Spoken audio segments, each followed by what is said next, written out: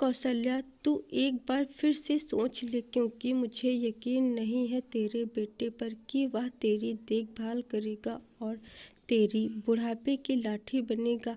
आप बस चुप रहिए, क्योंकि आप नहीं चाहते हैं कि मैं अपने बेटे के साथ शहर जाकर रहूं और बस इसी गांव में मुझे मरता हुआ देखना चाहते हैं। ऐसा नहीं है कौशल्या, मैं भी चाहता हूं कि तू भी शहर जाए, पर मुझे अपने बेटे पर भरोसा नहीं है, क्योंकि वह अब हमारी नहीं सुनेगा, क्योंकि वह अब शादीशुदा है। वह अपने बच्चों और पत्नी का ज़्यादा सुनेगा। देखिए, मैं यह सब कुछ नहीं जानती, बस मैं कल अपने बेटे के पास शहर जा रही हूँ। ठीक है कौशल्या, जैसी तेरी मर्जी। मैं तो तेरा हमेशा इंतज़ार करूँगा कि कब तुझे भगवान सद्बुद्धि दे। बस अब मैं आपसे कोई बहस नहीं करना चाहती। बस इतना कहते कौशल्या घर के अंदर चली जाती है। कौसल्या और जगमोहन दोनों पति पत्नी हैं और उनकी काफ़ी उम्र हो गई है और कौसल्या अपने बेटे के पास शहर जाना चाहती है, क्योंकि वह गांव में रह करके बहुत ज़्यादा परेशान हो गई थी और बहुत बूढ़ी हो गई थी, क्योंकि उसकी सारी सहेलियां बच्चों के साथ शहर चली गई थी और तो वह भी शहर जाना चाहती थी, लेकिन नहीं जानती थी कि उसका बेटा उसे घर की रानी नहीं बल्कि नौकरानी बना देगा। जब कौसल्या अपने बेटे से मिलने शहर जाती है, तब वह पहले ही चिट्ठी भिजवा देती है और जब चिट्ठी उसके बेटे को मिलती है तो वह ज़्यादा परेशान हो जाता है कि शहर में इतनी ज़्यादा महंगाई है, अगर माँ आ जाएगी तो कैसे सारा खर्चा पानी चलेगा। और फिर वह अपनी नौकरानी को कौसल्या को लेने के लिए कहता है और खुद नहीं जाता है।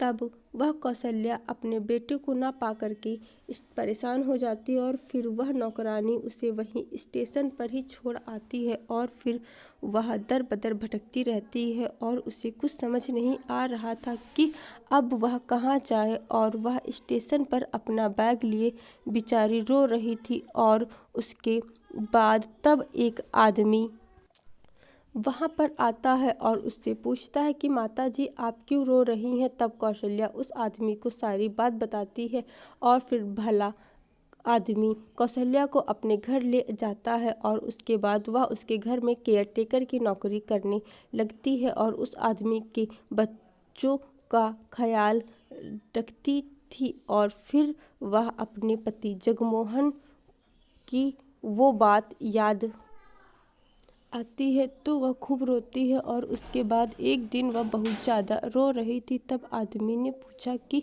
वह बहुत क्यों रो रही है। तो फिर उसके बाद कौशल्या ने जब उस आदमी को अपने बेटे की तस्वीर दिखाई तो उसका बेटा राकेश उसी आदमी के ऑफिस में काम करता था। और फिर जब आदमी को पता चला तो वह बहुत गुस्सा होता है और जब दूसरे दिन ऑफिस जाता है तब तो वह राकेश को ऑफिस बुलाता है और उसे बहुत ज़्यादा डांट लगाता है कि जिसने तुम्हें इतना पाल पोस कर बड़ा किया कि वह उससे बुढ़ापे का सहारा बन सको उसकी बुढ़ापे का सहारा बन सको, लेकिन जब तुम्हारे फ़र्ज की बात आई और सहारा देने की बात आई तुमने उससे ही नज़रें फेर लिया और पहचानने से इनकार किया। तो और फिर राकेश को अपनी गलती का एहसास होता है और फिर अपनी माँ को घर लाता है और उसके दूसरे दिन अपने बाबूजी को घर लेने के लिए जाता है और फिर वह सब लोग परिवार खुशी खुशी साथ में रहने लगते हैं। आशा करती हूँ कि आप लोगों को ये छोटी सी कहानी जरूर पसंद आई होगी और कहानी बस इतनी ही थी।